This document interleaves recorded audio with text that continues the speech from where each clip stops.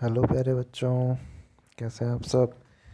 मुझे उम्मीद है आप बहुत अच्छे हैं और अच्छे से अपना ध्यान रख रहे हैं। बच्चों, आज हमारी वर्कशीट जो आई है उसका नंबर है 157।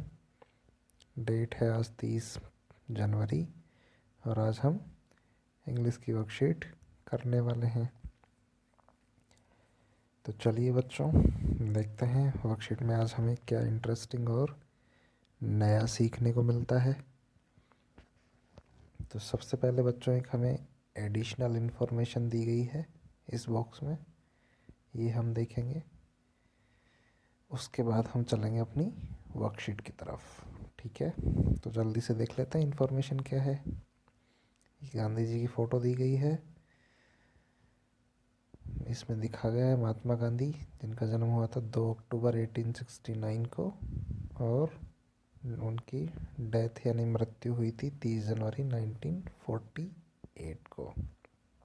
ठीक है बच्चों, तो उनकी मृत्यु वाले दिन को ही हम मार्टर्स डे यानी शहीद दिवस के रूप में मनाते हैं हर साल 30 जनवरी को। ठीक है बच्चों, चलिए अब इसके बारे में थोड़ा और पढ़ते हैं।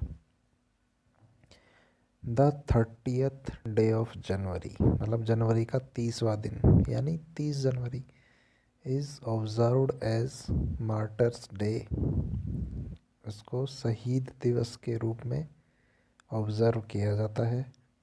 टू पे होमेज, होमेज मतलब होता है बच्चों श्रद्धांजलि, मतलब श्रद्धांजलि पे करने के लिए मनाते हैं। किसको श्रद्धांजलि पे करते हैं? टू महात्मा गांधी। महात्मा गांधी जी को श्रद्धांजलि देने के लिए हम हर साल 30 जनवरी को शहीद दिवस मनाते हैं। महात्मा गांधी थे the father of our nation, हमारे देश के राष्ट्रपिता। Who died on this day in 1948, जो कि इस डेट को यानी किस डेट को, आज की डेट यानी 30 जनवरी को 1948 में वो मर गए थे यानी उनकी मृत्यु हो गई थी।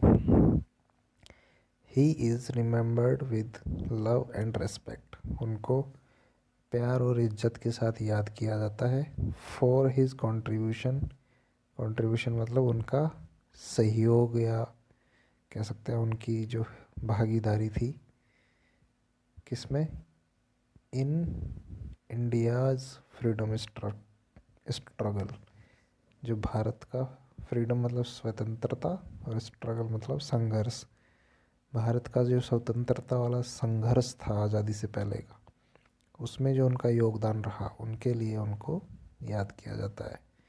From British rule, British rule से आज़ादी दिलाने के लिए। ठीक है,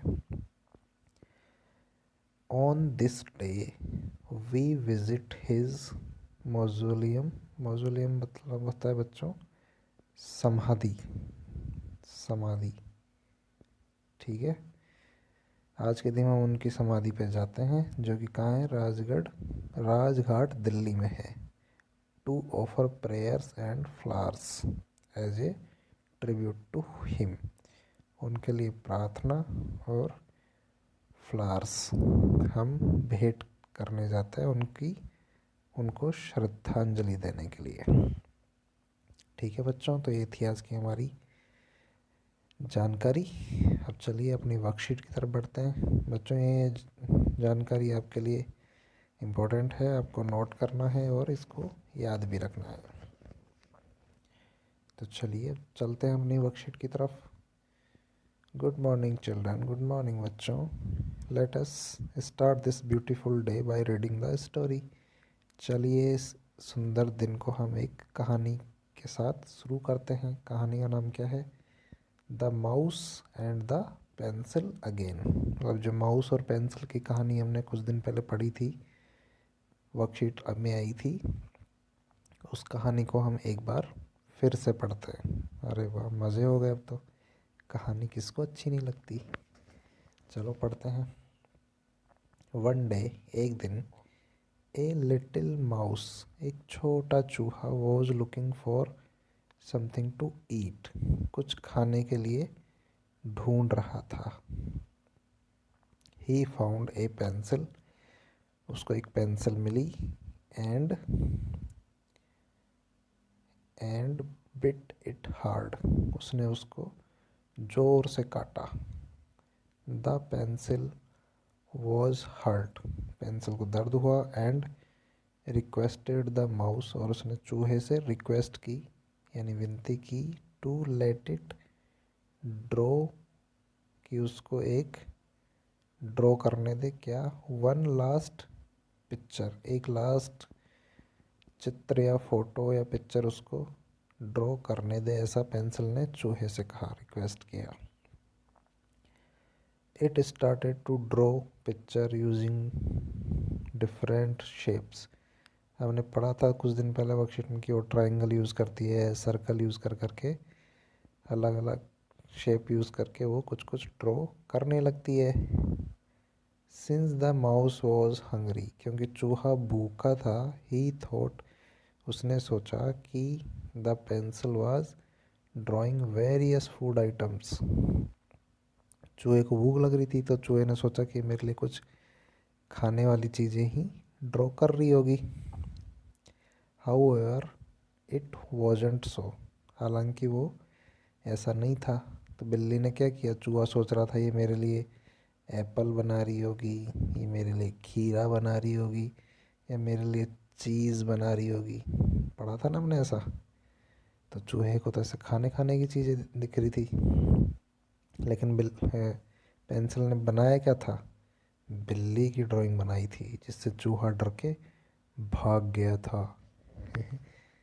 तो चलिए आगे देखते हैं, ये तो थी हमारी कहानी। Let us read the story from textbook to find out what the pencil finally drew. तो मैंने आपको बता दिया पेंसिल ने बिल्ली बनाई, जिसको देख के चूहा डर के भाग गया था।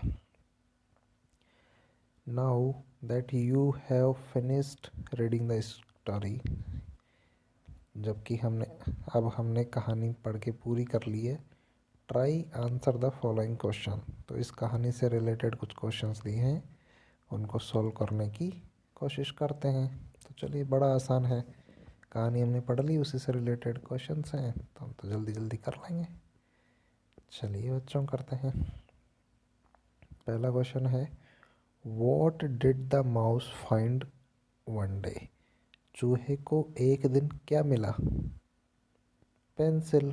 तो पेंसिल के यहाँ सामने वाले में टिक लगाना है, ठीक है, जो बॉक्स दिया है इसमें टिक लगाना है, पेंसिल ही मिली थी।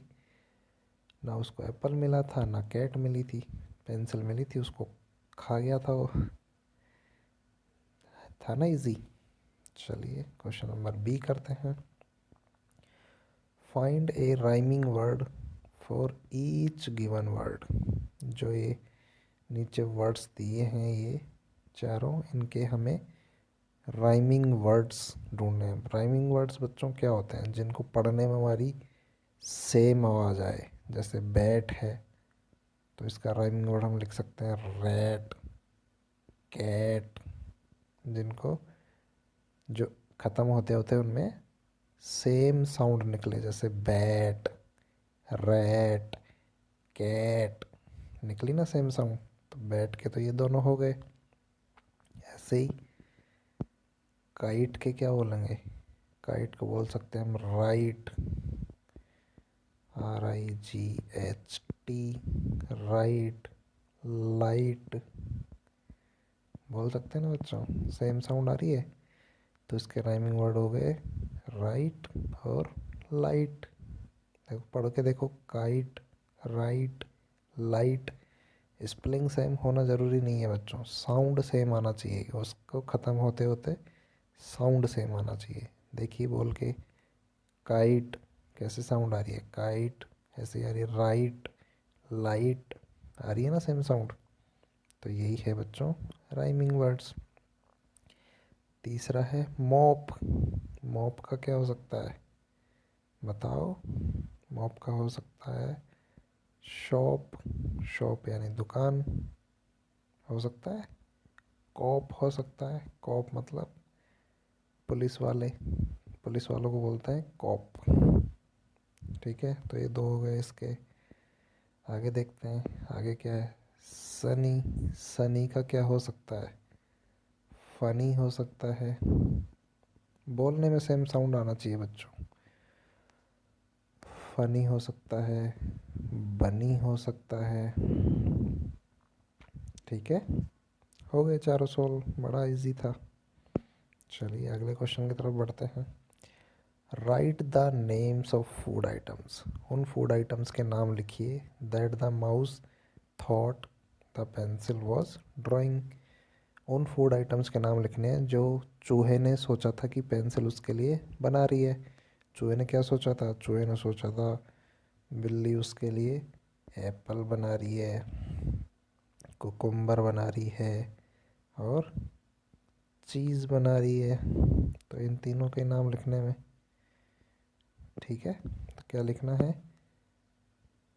एप्पल,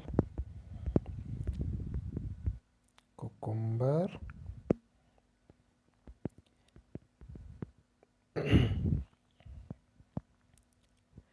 कुकुम्बर और चीज़। ठीक है बच्चों, CHEESE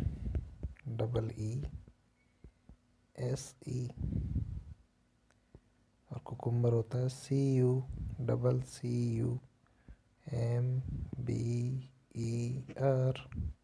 ठीक है, तो यही फूड आइटम्स थे जो चूहा सोच रहा था कि पेंसिल उसके लिए ड्रॉ कर रही है। तो चलो आगे बढ़ते हैं। The pencil drew the picture of cat. Pencil ने कैट की पिक्चर ड्रॉ करी यूजिंग द शेप्स, कौन कौन सी? सर्किल और ट्राइंगल। उसने सर्कल और ट्राइंगल यूज़ कर करके कैट की पिक्चर ड्रॉ करी। Let us try and draw any picture using only the shapes circle and triangle. ठीक है, तो ये कह रहा है कि सर्कल और ट्राइंगल का यूज़ करके कोई भी पिक्चर हमें ड्रॉ करनी है। तो ये तो कैट तो बनाई थी किसने?